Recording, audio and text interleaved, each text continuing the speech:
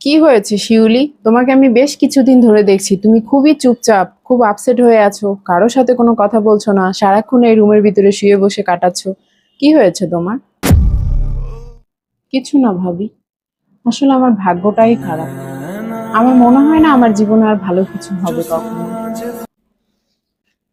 শোনো, তাহলে কথা আর কখনো বলবে না, কারণ মেয়েদের জীবনে খারাপ সময় না আসলে কখনো ভালো সময়ের মূল্য বোঝা যায় না। তা জানো, তুমি শক্ত হও, সব ঠিক হয়ে যাবে। কিন্তু আমি আর পারছি না ভাবি, আমার খুব কষ্ট হচ্ছে। আমি এই জীবনটা আর একা একা লড়তে পারছি না। শোনো শিউলি, কষ্ট সবার জীবনেই আসে, কম আর বেশি, কিন্তু কষ্টের কাছে আমাদের হার মানলে চলবে?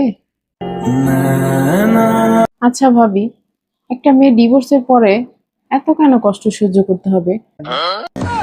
যার কোনো অন্যায় নাই, যার কোনো অপরাধ নাই, আর যারা অন্যায় করে অপরাধ করে তারাই সুন্দর ঘুরে বেড়ায়।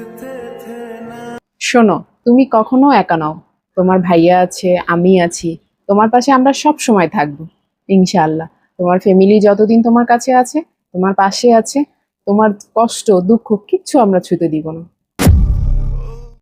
তুমি আবার এখানে মন খারাপ করে দাঁড়িয়ে আছো? আমি তোমার ভাবি না, আমি তোমার একটা বড় বোন।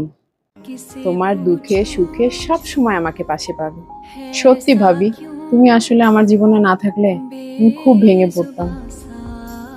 ননদ ভাবির সম্পর্ক যখন মিষ্টি হয়, তখন সংসারও হয়ে ওঠে আরো সুন্দর।